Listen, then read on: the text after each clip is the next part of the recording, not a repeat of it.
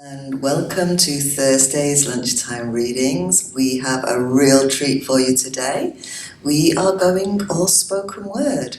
And today we have with us Mr. Derron Sandy, Mr. Idrees Saleem, and Shimiah Lewis.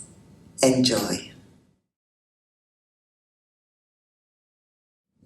Jamal's eulogy, like his death, had a pounding rhythm. The knocking on the door created the same stretching tension. His granny's knees snapped. Granny, sit down. The sight of blue and grey police suits meant either summons or lockdown. Summons usually for child support and lockdown if someone's son was shut down. Granny just posted pension as pity for her grandson, so even the silent savior on the wall clock watching Passover knew that this wasn't no summons, but some soul passed over. Here, officers don't remove headgear to bear bad news. Trails of blood in the air place death in the dew. The slums sick with pneumonia. Young black boys have HIV, jealous because they could poison your soul from a distance. And today, Granny felt the full effect of that poison in an instant. Her guts wrenched, and that was long before the policeman came, because she saw blue flashes kissing darkness down by the basketball court. She knew that wasn't no games, nor the electric company fixing the broken floodlights. Those bright flashes were angels blinking, and as angels blinking, bullets sinking into darkness, because dark skin. There is enough light for gun sports. Pray to God that your jeans short.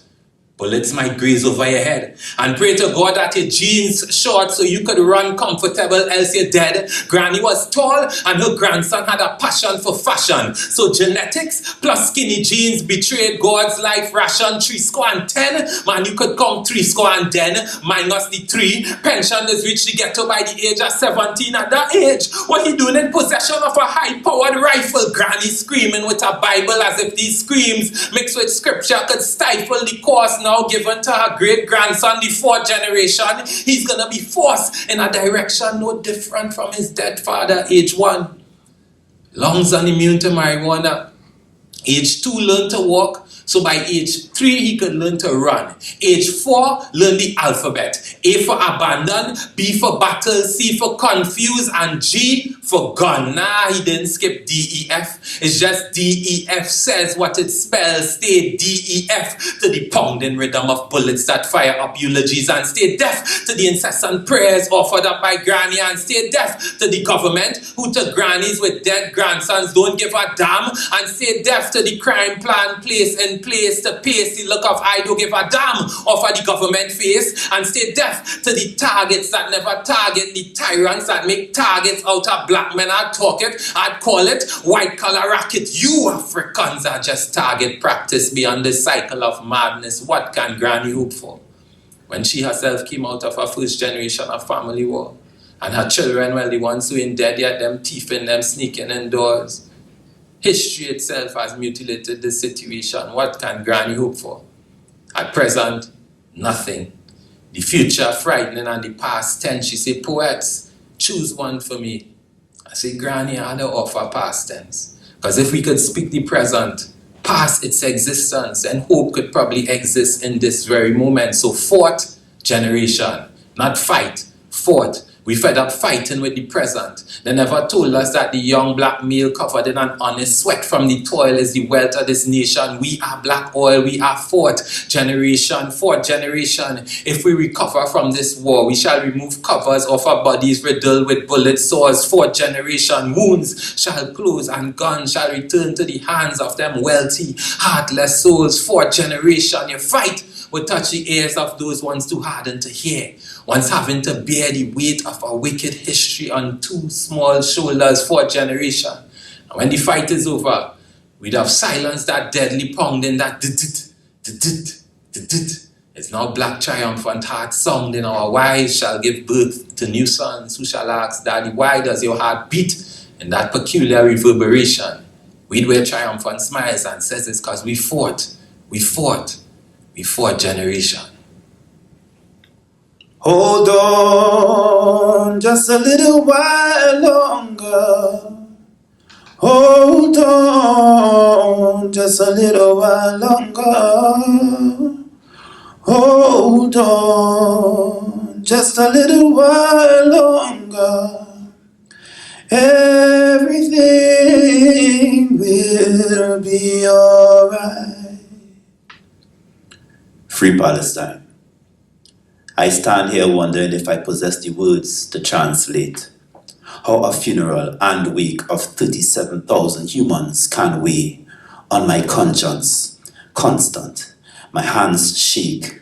This serving isn't kosher, vegan, or plant-based. This serving has blood running down its hands, face, red puddles bubble to man-made dams and dam lakes, but I promise a drop shan't waste. Even though the vultures peep, even though your pulse is weak, we shan't wait for empty handshakes. I am no longer astonished at summits that fail to act, punish, or even admonish those who act honest but commit acts that trample upon human rights, running laps on it, jumping jacks on it. At this stage is a mystery. Are we okay with entire people being wiped right off the pages of history? No matter how we tongue twist it, we're all complicit, honestly. The things we drink, or rather sip, link us to the Gaza Strip. How many hard locks can we fit into a large cup of Starbucks? That average blend of venti, sponsors, monsters, no scoop of Haagen-Dazs that we know reloads a Stolia's cartridge when empty will tempt me. Though act sweet when a criminal rap sheet is lengthy as the Gaza Strip you occupy rent-free, evicting victims since 1970. I heard a journalist said, there's a list of 147 journalists dead. Imagine if amidst the rummage, finding Andy Johnson with a hole in his head, Carla Fodringham, Gola Lee, Fazir, Disha, a list of honest journalists, we'd be real concerned with this. But the whirlwind is, when the world witness children dying and doing business, minding their own business, free Palestine, even when they veto every ceasefire. Then they proceed to increase fire. Free Palestine, even when they designate a place to create homes, then they decimate those same safe zones. Free Palestine, even in trouble, double down. Free Palestine, even on rubble, you're on solid ground. Free Palestine, until every bomb becomes a foreign sound. Free Palestine, we ain't taking no flipping run around. Free Palestine, free Palestine, free Palestine. Everything will be alright. Act 16, Scene 1. He just sat there. Let's start there instead. Because every good black blockbuster about a black neighborhood begins with a black boy just sitting there. His story ending, history repeating, another cornrowed son hoping that today's script isn't his last. Act 16, Scene 2. A mother is praying, swelled eyes and bruised knees as she remembers her role, the praying mother. She prays for his safety on these streets, no, his safety from these streets. She prays that the corrupted characters wouldn't find him today, that his lights won't dim before she gets to kiss him welcome home, that the credits won't roll before she holds him inside, that the execution producers who come with guns plastered to their palms and the trigger fingers won't yell cut, and he drops like an extra. But this extra has a mother who knows her role, his role. She prays that his skin would camouflage to pitch, that the deranged directors would mistake him for a mistake and pass him straight, because it's better to be a mistake than to miss your escape and take 2 bullets to your chest, because this is a war movie and the war found you that day and you're too breathless for a second take. Act 16, Scene 3, she prays that he sticks to the script. Yes, sir. I'm going to reach for my keys, sir. While I living down the streets, I reaching for my IDs, praying that he remembers he is a born method actor. rehearsing for this ongoing scene since he knew others knew he was black, praying that he follows the directions of this movie made for his villain story. Act 16, scene 4, so she prays that the producers of bereaved mothers won't breathe in his direction. Let him be an extra. Let him live. Act 16, scene 5, and she prays for 5 hours. Every hour her son is gone from the safety of his dressing room. That his 16 years won't be snuffed by the plot polluters who won't cease to decease the neighborhood. She prays that he'd just sit there on the ground, breathing, hands behind his head, following the script, remembering to make it home to her, so she could pray he makes it to Act 17, Scene 1. This next poem I'm going to do is called You're Not Black. It's from an upcoming album that I'm working on, a spoken word poetry album. And you can always check it out. You can check me out on Instagram, Facebook, Derron Sandy Poet. The next time I see you, I'll slap the black off your face. Because you're not black, no.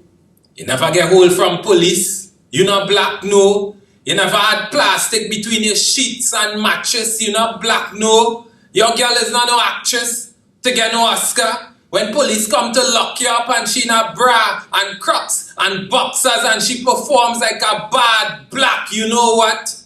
You're not black.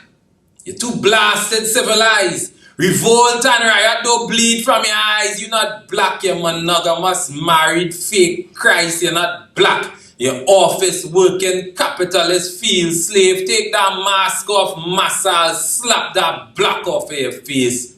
You not black? You budget. You sober. You bugging over music about boys gunning. You could never be black. You not black? You running from the hood that makes us whole. Bring your gentrified backside back here. You're not black. Your goal is almost invisible and it ain't weighing down your neck. You're not black. You can't flip a deck or toss a shilling or win a wappy or play a way with your last money. You're not black. You have no nickname anointed to you by the streets. You're not black. That colonial school done you with degree. Your call for reparations does not color you like we and still not black. Until them British pounds hit my bank account. You're not black. You just stand by thought and talk. Shut the hell up, academic, and slap the black off your face. You're not black, boy. Your car not touching earth. You're not black, boy. Your pants not touching earth. I never see you with a food card or your father pension check. You're not black. Your child mother not even vexed. She not even existing. How did you do this thing of shedding your damn skin and being something else? Why after being slapped so much times you still turn around to help? That's how I know for sure you cannot be black. You just had the skin and the bone structure. But the heart, you're not like us. You're not like us. You're not black. Education is the development of the acumen for perspicacious evolution to the point where there is a degree of circumlocation in one's everyday interaction due to desire to excogitate, therefore becoming sesquipedalian, when it's quite transparently, obviously clear that all that has transpired is he's now saxical. He's now saxical. Sometimes trying to sound educated makes you sound ridiculous. Let's face it. Education can be a great facelift. But without the all-round support from all cohorts, the child's better off outer space encased in a makeshift spaceship. Only a fickle one thinks that a finished curriculum makes their little ones educated. And we light a candle for the ones who life plans cancel. Now on the grave shift, moving from payslip to payslip, how could we feel validated knowing that we're just going through the paces? The secret is basic.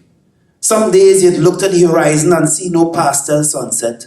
Cloud cover pass, overcast, the entire class, cast spells, cast spell and getting you upset. A garden of crops yet to bear fruit. fertilized by a curriculum model nowhere near truth. Well-rounded children put into squares and all day they hear is square root. Education's supposed to take them places but they have no idea where to. We should internalize and in turn analyze every trend or bend or turn far and wide to see how fast a pass mark at the end of term could paralyze. Teachers, in one hand, arrive with tools in private schools that set the standards high, but in public schools, on the other hand, a lie. A shortage of resources that sends the plans awry. When we fail and we fall, then we call Henry Paul to Adonai. Even Dr. Nagera on YouTube tells that we put in the route through hell and expected a destined paradise. Reading Macbeth and Hamlet and can't understand that because our antenna picks another bandwidth. Man, it's magnets for death row. Marks set to make you concentrate on your marks. Set, go. A race to see who comes in first from the marks. Yes, let's go. And who come in last? Get let go fast like presto. The world is full of geniuses being told that they're idiots because they weren't good at math. They're good at this. They're not good at that. They may be good at risk. Not good at class.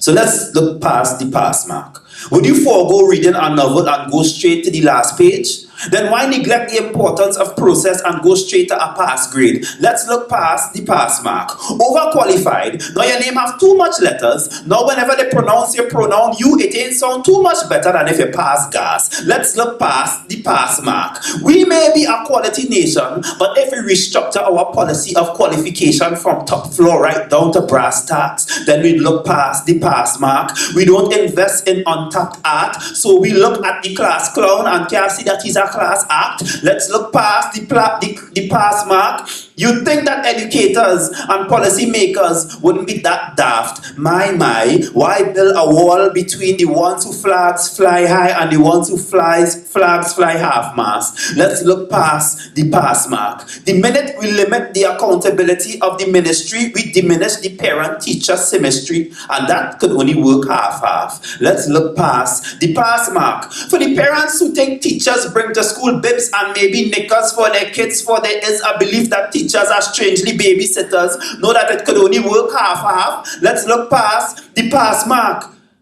And I'll leave you with this. If we reason kids to value how much they could retain, and their values are based on how much memories they have remained, then we could internalize and copy this. We are indeed raising a generation of external drives and floppy disks. How about we kill all men? Just turn Amazon warrior. Bisect a man's testicles to test his testosterone. Watch him try to get up, then rip him limb from limb. Make him prostrate for the castrate. Spare the head between their legs, then stare. Their rotten carcass battered on the battlefield. Well, now we could parallel park in peace. Impromptu proposals. Thing of the past. Enough embarrassment, cause he on one knee in front my friends and family. What I supposed to say? No more pretending to be good with mornings that aren't good mornings. Hooks of steel stabbed through cheeks to force your face to peel a smile. We could pee in peace, cause we didn't have to put down the toilet seat. We could take the shortcut home. Trek through the dark track, cause no eyes tracking we like GPS. Plug our earplugs in and blast music, cause the only thing at risk of unwanted penetration is our eardrums. No more turning on the news to views as bloody as the Trojan War. Another Helen held captive. Another woman's blood smeared like white lines on pitch, their bodies pitched in any ditch as if they never existed. No more Russian roulette rides, or our name painted across the headlines. No more. Another body found. Another, have you seen this girl? Another t-shirt. We could sit and breathe. And I'll admit, For some, it can get a bit lonely because, being greeted by a forehead kiss could leave you in a state of bliss. But when you miss them, we could do this. Remember. When you miss them, remember the peace their spilled guts brought us. And when you miss your brothers, interlocking arms for those who mean you harm. Remember, a woman somewhere safe from a black-eyed alarm. So when you miss them, ready to attack at the quiver of your lips. No, remember that now we could pass through crowds with untouched hips. And when you miss these single fathers, they are hugging their home, honing their child's smile in one piece, barely making ends meet. The men who protect women, battle ready to dagger death at our threats. When you miss them, remember. When you miss them, remember. Remember that they are the remaining ribs that make up the cage of balance. And we should hold in remembrance that men, like women, are essential to our survival.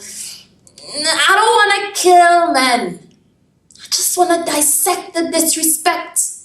Watch it try to get up, then rip it limb from a limb. Want to spare their hate for our safety, then stare at the years of abuse, ridicule, making us minuscule, and look at its rotten carcass battered on the battlefield. Alright, I'll do a poem now from The Chaos, which is my first published collection, first poetry pamphlet. This piece is called Revelations, which is kind of the same theme that Shimiah was talking about, violence against women. Revelations. The revelation of Jesus Christ, which God gave unto him, to shew unto his servants things which must shortly come to pass. And he sent and signified it by his angel unto his servant John, who bear record of the word of God, and of the testimony of Jesus Christ, and of all the things that he saw. Blessed is he that readeth, and they that hear the words of this prophecy, and keep those things which are written therein, for the time is at hand. As a result of revelation, prepare for war. Arm yourselves with bottles and shards and sharps, like nail file and ice pick, and practice quick jabs in soft tissues areas like eye and neck, and learn a warrior cry, the one that stretches from a pH car to your only lifeline. Calculate the amount of time it takes to be drugged. Stay alert, aware, in love with life, with the light of the world, who tell you that the desperate ways of men cannot be killed without the revealing of his spirit and truth. And if the best believer sees the root of evil, then tell the next feeble forum to fix an unfixable system, to kiss your broken hymen and find men who pose threat and dispose of them. I bet no number of protests could baptize a man. No number of protests could baptize a man born in sin and shapen in Andrea and Ashanti, who become verbs for battlefields where band fields don't stand a chance, don't even stand. Tell the funders to fund arms instead of plans to preach to the choir. Tell the police to turn another blind eye when a woman already born awry into this world hurls her fire and makes Jesus' job a bit easier. For real ministry is separating the wheat from the tares, is making sure that the country does not weep in the fear that their girl child coming next. God bless my daughter with a pepper step, a sniper eye, and a heart unashamed of the gospel of Christ, to heap coals on her enemies, to keep her heart cold, even if it means that you have to kill a man dead. Because according to Revelations, blessed is she that readeth, and blessed is she that seeth, that this is the bitter acceptance of her existence. Some men offer the devil no resistance. Seal the sayings of the prophecy of this book, for the time is at hand. Hey boss. Yes, corporal, of course. I have before me one of them black corpse, black bodies, sorry. I killed it before. But did I kill it because it's alive? How you mean it's black?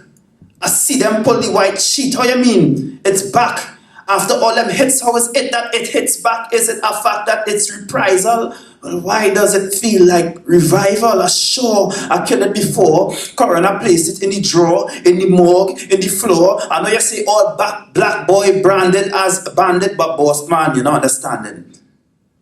I'm beginning to see the same face in different areas. Different alias. All standing candid like he can't. Like he can't dead. So something's been bothering me, and I think I'll be more comfortable if I bottle it. And I've been considering some buts coupled with a couple ifs, and I've come up with this hypothesis. Them black boy and them immortal. No. So how is it that he can't dead? Dread. White walkers don't come in black. Every time I put a hole in you, it's like the old bring new and you keep coming back. The fact that it's indefinite death is definitely the issue. The fact that there's one man, but I find myself having to list you on pages too much to flip through. Is this you? Is this you? Which is you?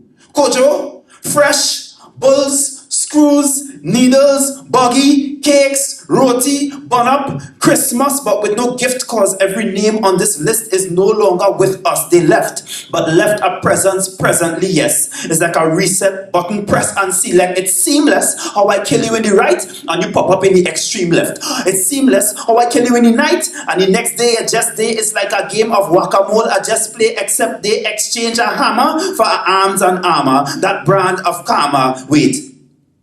Then the name Wake makes sense. Can rest in peace when the wake make them candles walk on pavement like spiritual caution tape when Obia isn't just romanticized, it's necromanticized. So then we're dealing with the undead. Well, then we can't be dependent on lead. Would it be best to invest in silver bullets? Would it? It wouldn't. Something wouldn't. Through the heart, a stake. You can't see what's at stake. A waste of resources every year just to kill a man. But then he shapes and shapeshifts and he is still unharmed. What happened when you bite, scream, kick, and push your way through? And then you reach that place, that face you makes you do a double take but doesn't change even after take two. You can't take it. You start shaking. It shakes you. It worsens, right? The curse of reverting to the first three verses like, boss is corporal, of course. I have before me one of them black bodies. Corpse is alive. I killed it before and before and before and before. Is it a man or gang or doppelganger? And what would we do if we rid ourselves of this so-called manner of one shot, one kill, until we shoot our way through the whole alive until, because no matter how high the body stack up, wouldn't another immortal just pop back up? It's amazing. And you'll laugh at my immortality theory. But there's a boy. He could be about 10. He sits on his brother's grave. He scratches out the word, the end, and writes in the word, revenge. He takes his brother's skin and puts it on his back. Now tell me, can you tell me that his brother isn't back? Now isn't that immortal? His rancid breath weighed tons. Claws, talons, teeth, knives, in his hand a cutlass for chains, on his head a coffin, in it engraved Sukunya. I was only 6, but maybe I had dog yampi in my eye that night because I saw him outside the bathroom door. Eyes carved into my skin, fair, grabbed me by the hair, I back to bed and trembled my body to sleep. The next morning, I kept my mouth shut because he made breakfast completely sealed as human. One time, curiosity whispered its request to me to try makeup. But through a keyhole, I saw his body bending, arms lengthening like elastic, spine curving to commas, teeth stretched sharp. He barged in to punish me for something I didn't know I shouldn't do, dragging chains to bind me to his will. On his head, a coffin, in it engraved my name. My esophagus laid at his mercy. I'm gasping for oxygen, grasping for help. But he buried his claws in my flesh. I plead for release, but he greets my face with palms heavy. And nothing could defeat him. Not the cries of his 1-year-old child being thrown against a wooden bed frame, or the soul-shattering sound of his daughter begging him not to hit her again. But the Sukunya, she was never afraid. When he held her captive, she liquefied her bones, became snake to escape through a narrow window. For us, she did whatever it took to defrost our fear, didn't care. When he shifted from man to monster, she'd shed her skin, become fire, a sukunya, a phoenix, or whatever you want to call it, that does rise from the ashes. I could still hear the breaking of her bones, feel the singe of her heat as flames engulfed her body. This sukunya ignited in rage, melting her flesh to morph to wolf, shouting brimstone on the lagger whose head, who dares enter my den? Harm my young, sinking desperate teeth into the lagger whose arm, my lagger who died, she dragged him out, never to return. Now she sheds her skin again, this time to breadwinner. And I never knew how she did it. And I can't say what it takes to be a mother, how it makes you shapeshift, how my mother denied herself oxygen so we could breathe, how she'd starve herself so we could eat, how on her own she raised a home of 7, how her job became a distant memory but never forgot we needed money for books and mommy. I'd never know how you slayed every beast life threw at you. There's no perfect way to show gratitude. I can show you the fruits of your labor. One daughter is an officer, the other finished high school, and me, a university degree and pursuing poetry. So you see, you did it, and you're still doing it. But I hope that one day you could stop shifting and start living.